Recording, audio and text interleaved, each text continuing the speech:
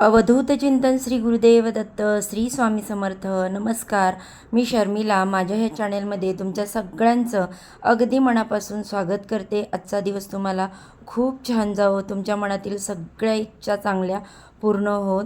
चला तर मग आपल्या आजच्या नवीन व्हिडिओला सुरुवात करूया.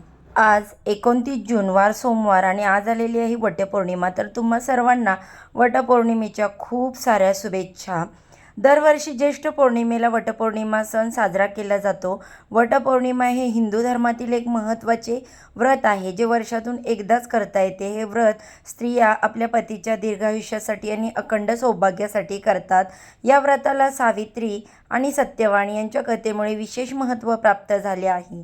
पौराणिक कथेनुसार असं सांगितलं जातं की ज्येष्ठ पौर्णिमेला सावित्रीने सत्यवानाचे प्राण या वटवृक्षाखाली यमाकडून परत मिळवले होते. म्हणून या दिवशी सौभाग्यवती स्त्रिया व्रत करून वटवृक्षाची पूजा करतात. वटपौर्णिमा हा केवळ धार्मिक सण नसून कुटुंबातील नातेसंबंध दृढ करण्याचा, परस्पर आदर आणि निष्ठेचा संदेश देणारा हा महत्त्वाचा सण आहे. या दिवशी शिवपार्वतीचे स्मरण, वटवृक्षाची पूजा आणि सत्यवान सावित्रीच्या कथेचं वाचन किंवा श्रवण करण्यालाही विशेष महत्त्व दिलं जातं. यंदा वैदिक ज्योतिषशास्त्रानुसार यंदाची वटपौर्णिमा अत्यंत खास आहे. या दिवशी एक अत्यंत शक्तिशाली आणि दुर्मिळ योग जुळून येतोय. सोमवार हा भगवान शिवशंकर यांना समर्पित असल्याने आणि पौर्णिमा तिथीचा संयोग असल्याने या दिवसाचे महत्त्व अधिक वाढले आहे.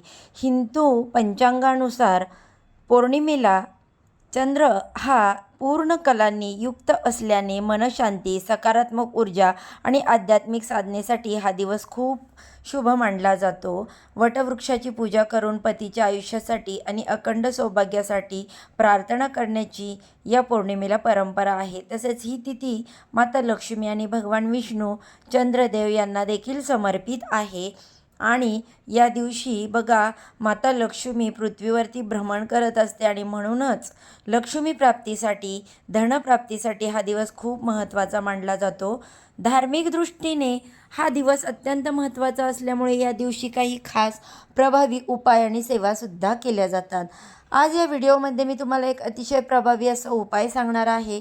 आज सोमवार वटपौर्णिमा, तुम्ही काहीच नाही केले तरी चालेल, पण संध्याकाळी कापुरासोबत जाळा ही एक वस्तू घरातील भांडणं, कटकटी, इडापिडा, पितृदोष, वास्तुदोष, नजरबाधा, दारिद्र्य नष्ट होऊन घराची, पतीची, मुलांची भरभरून अशी प्रगती होईल. घरात अखंड लक्ष्मी नांदेल. तर अशी कोणती वस्तू संध्याकाळी कापुरासोबत जाळायची आहे, हा उपाय कोणत्या वेळेस करायचा, याबद्दलची संपूर्ण माहिती मी आज या व्हिडिओमध्ये तुमच्यासोबत शेअर करणार आहे.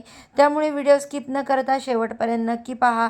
चॅनलवर पहिल्यांदा नवीन आला असाल तसं चॅनलला सबस्क्राईब करा आणि असेच नवनवीन माहितीपूर्ण व्हिडिओ पाहण्यासाठी बेल आयकॉनला देखील प्रेस करा, ज्यामुळे मी माझ्या चॅनेलवर जेव्हा पण नवीन व्हिडिओ अपलोड करेल त्याचे नोटिफिकेशन सर्वात आधी तुम्हाला मिळेल. तुम्ही एक पण व्हिडिओ मिस करणार नाही. तर बघा, आज या व्हिडिओमध्ये मी तुम्हाला जो उपाय सांगणार आहे, तर हा उपाय आपल्याला आज संध्याकाळी करायचा आहे. आज संध्याकाळी 6 वाजल्यापासून ते रात्री 12 वाजेपर्यंत हा उपाय तुम्ही कधीही करू शकता, कारण संपूर्ण दिवसभर आणि रात्रभर पौर्णिमा तिथी आहे.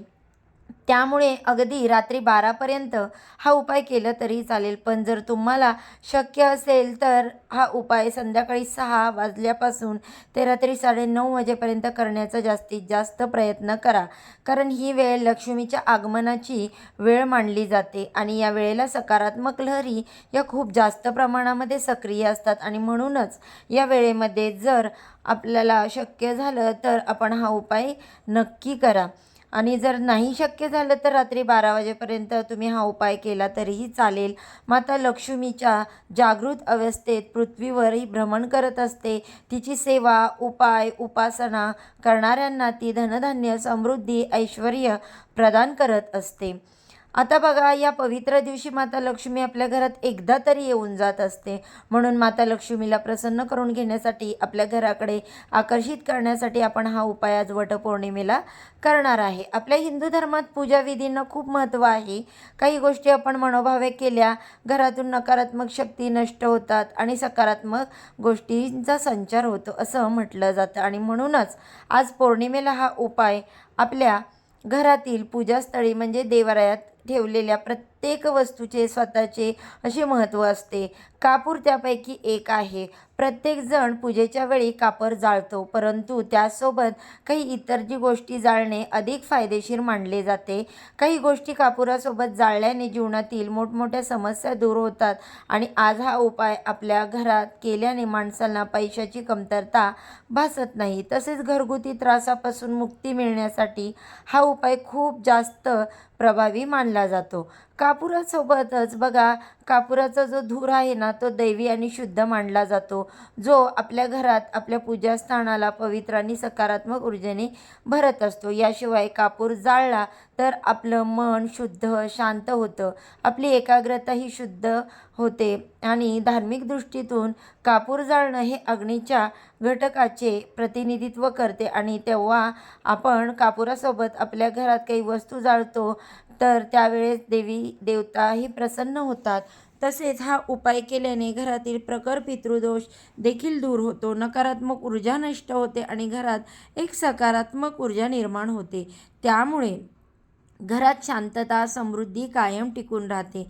जर तुमच्या घरात सतत कटकटी भांडणं क्लेश होत असेल, मग ही भांडणं आई मुलांची असेल, नवरा बायकोंची असेल किंवा घरातील इतर सदस्यांची असेल, त्यांच्यामध्ये सतत वाद होत असतील, क्लेश होत असेल, तर हा उपाय तुम्ही आज पौर्णिमेला संध्याकाळी नक्की करा. तसेच आपल्या घराला कोणाची नजरबाधा झाली असेल, कोणाची वाईट नजर लागली असेल आपल्या घराला, तर आपल्या कुटुंबामध्ये अनेक समस्या निर्माण होतात. घरात पैसा टिकत नाही, पैशांच्या अडचणी येतात, आलेला पैसा घरातून काही ना काही कारणाने निघून जातो किंवा आपल्या कष्टाला मेहनतीला यश मिळत नाही, आपली इच्छा मनोकामना देखील पूर्ण होत नाहीत. एवढंच नाही तर आपल्या घरामध्ये कोणत्याही शुभ कार्याचे हे निर्विघ्नपणे पार पडत नाही. घरातील मुलांना अनेक अडचणींना सामोरे जावे लागते. कुटुंबात सतत संकट अडचणी अडथळे येत असतात आणि म्हणून विशेष तिथीवरती जे आपण ज्या काही तिथी बघा मेन म्हणजे मानल्या जातात, पवित्र मानल्या जातात, तर हा उपाय जर केला तर त्याचे महत्त्व त्या दिवसाचे खूप जास्त असतं व आपल्या पूर्ण प्रगतीवर या गोष्टी खूप परिणाम करत असतात. आणि पौर्णिमा तिथीवरती आपण काही उपाय जर केले तर त्या उपायांचं आपल्याला नक्कीच फळं प्राप्त होतं. आणि म्हणून जर तुमच्याही घरामध्ये काही समस्या असतील छोट्या मोठ्या, तर कुठेतरी कमी होण्यासाठी, त्या दूर होण्यासाठी आपण संध्याकाळी हा उपाय करणार आहे. तर हा उपाय करण्यापूर्वी सर्वप्रथम तुम्हाला तुमच्या देवघरामध्ये दिवा लावून घ्यायचा, धूपदीप अगरबत्ती लावून घ्यायची, घरातील वातावरण प्रसन्न करायचं. पौर्णिमा तिथी आहे म्हणून मुख्य प्रवेशद्वारावरती एक दिवा नक्की लावा, कारण तिथूनच आपल्या घरामध्ये लक्ष्मी येत असते आणि साक्षात उंबरठ्यावरती माता लक्ष्मीचा वास असतो. म्हणून तेथे एक मुख्य प्रवेशद्वारावरती दिवा प्रज्वलित करा. तुपाचा केला अतिशय उत्तम, तूप नसेल तर तेलाचा देखील दिवा तुम्ही लावू शकता. आपल्या मुख्य प्रवेशद्वार हा उपाय करताना उघडा करून ठेवायचा आहे आणि त्यानंतर हा उपाय करायचा आहे. उपाय करण्यासाठी तुम्हाला कापूर जाळण्याचं एक भांडं घ्यायचं आहे. ते जर नसेल तर तुम्ही एक मोठी मातीची पणती घेतली किंवा प्लेट घेतली तरीसुद्धा चालेल. त्यामध्ये थोडंसं मुठभर तांदूळ घ्या. त्या तांदळावरती 5 भीमसेन कापराच्या वड्या ठेवा. भीमसेन कापूर घेण्याचा प्रयत्न करा. नसेल तर मग तुम्ही साधा घेतला तरीही चालेल, कारण भीमसेन कापूर जो आहे तो नैसर्गिकरित्या बनवला जातो. त्यामुळे भीमसेनी कापुरासोबत नकारात्मक ऊर्जा आकर्षित करण्याची खूप जास्त तीव्र शक्ती असते. म्हणून भीमसेनी कापूर घेण्याचा प्रयत्न करा. त्यानंतर तुम्हाला काय करायचं, त्या कापुरासोबत 2 अखंड फुलांच्या लवंगा ठेवायच्या. जे फूल अशा लवंगा ठेवायच्या ते कुठेही तुटलेल्या फुटलेल्या नसाव्यात. त्याचबरोबर 2 हिरवी विलायची ठेवायची. त्यानंतर तुमच्या हातामध्ये थोडीशी पिवळी मोहरी घ्यायची. पिवळी मोहरी नसेल तर तुम्ही काळी घेतली तरीसुद्धा चालेल. आणि या मोहरीसोबत अगदी चिमूटभर तुम्हाला तांदूळ घ्यायचे. तांदूळ घेताना कुठेही तुटलेले फुटलेले नसावेत, चांगले असावेत. अखंड फक्त मुठभर तांदूळ जे आहे ते तुम्हाला चिमूटभर घ्यायचे. मुठभर अगोदर आपण खाली ठेवलेलेच आहेत आसनाला. त्यानंतर दोन्ही वस्तू तुमच्या हातामध्ये घ्यायच्या आहेत व तुमच्या घरातील कर्त्या पुरुषावरून उतरवून घ्यायच्या. तुमच्या घरातील कर्ता पुरुष तुमचा पती असेल तर त्याच्यावरून तुम्हाला घड्याळाच्या काटा फिरतो त्याप्रमाणे 3 वेळा ओवाळून घ्यायच्या. त्यानंतर आपल्या घरामध्ये जी लहान मुलं असतात किंवा मोठी माणसं आहेत त्यांच्यावरून सुद्धा ह्या ओवाळून घ्यायच्या आणि त्यानंतर आपल्या मुख्य प्रवेशद्वारावर कापुरावरतून सुद्धा 2 वस्तू ज्या आहेत त्या तुम्हाला ओवाळून घ्यायच्या. त्यानंतर या दोन्ही वस्तू कापुरासोबत त्या कापुराच्या भांड्यामध्ये टाकायच्या आणि हा कापूर आपल्याला आपल्या देवघरासमोर प्रज्वलित करायचा आहे. कापूर प्रज्वलित केल्यानंतर तुम्हाला 99 मंत्राचं पठण करायचं आहे. ओम ऐं ह्रीं क्लीं चामुंडे विच्चे असा हा 99 मंत्र आहे. तर हा 99 मंत्राचं तुम्हाला पठण करायचं. काही वेळाने हे भांडं आपल्या देवघरासमोर उचलायचं आणि याचा धूर संपूर्ण आपल्या घरामध्ये फिरवायचा. टॉयलेट बाथरूम सोडून हे भांडं टॉयलेट बाथरूममध्ये न्यायचं नाही. आणि त्यानंतर तो आपल्याला मुख्य प्रवेशद्वारावरती जो उंबरठा आहे त्या उंबरठ्यावर मधोमध तुम्हाला हे भांडं ठेवून द्यायचं. आपल्या उंबरठ्यामध्ये साक्षात माता लक्ष्मीचा वास असतो. ते लक्ष्मीचं निवासस्थान आहे आणि तिथे आपण जेव्हा असा कापूर जाळतो तेव्हा ती आपल्या घरात अखंड स्वरूपात वास करते. हा जो धूर आहे ना, तर त्या धुराने घरातील इडापिडा, नकारात्मक ऊर्जा, पितृदोष किंवा इतर काही वास्तुदोष असतील तर ते सर्व काही नष्ट होतात आणि आपल्या कुटुंबाची प्रगती व्हायला सुरुवात होते. त्यानंतर हे काही वेळाने भांडं पुन्हा उचलून आपल्या देवघरासमोर आणून ठेवायचं आणि जोपर्यंत वस्तू जळत आहेत तोपर्यंत तसंच आपल्याला ते देवघरासमोर ठेवायचं आहे आणि कंटिन्यू 99 मंत्राचं पठण करायचं. आता ह्या वस्तू शांत झाल्यावर त्यामध्ये जी काही थोडीफार विभूती म्हणजेच राख तयार होईल तर ती राख घरातील प्रत्येक व्यक्तीच्या कपाळावरती एक टिळा लावायचा आहे आणि थोडीशी राख उंबरठ्याला चोळून घ्यायची. त्यानंतर त्या प्लेटमधल्या सगळ्या वस्तू तुम्हाला निर्माल्यामध्ये टाकून द्यायच्या आहेत किंवा मग तुम्ही पाण्यामध्ये सोडल्या किंवा एखाद्या मोठ्या झाडाच्या मुळाशी टाकल्या तरीही चालेल. अशा पद्धतीने आपल्याला हा छोटासा उपाय जो आहे तो घरामध्ये करायचा आहे. हा उपाय तुम्ही श्रद्धेने तुमच्या घरामध्ये करता तेव्हा नक्कीच आयुष्यामध्ये खूप चांगले सकारात्मक बदल जे आहेत ते आपल्याला बघायला मिळतात. त्याचबरोबर जर पतीची सतत वाद होत असतील, कोणती गोष्ट बोलायला गेलं की त्याचं रूपांतर भांडणात होत असेल, तर दोघांचे एकमेकांशी अजिबात पटत नसेल तर काय करायचं, दोघांनी रात्री झोपताना 2 लवंगा 2 कापूरवड्या आपल्या उशाखाली ठेवून झोपायचं आणि दुसऱ्या दिवशी त्या तुम्हाला देवासमोर जाळायच्या आहेत.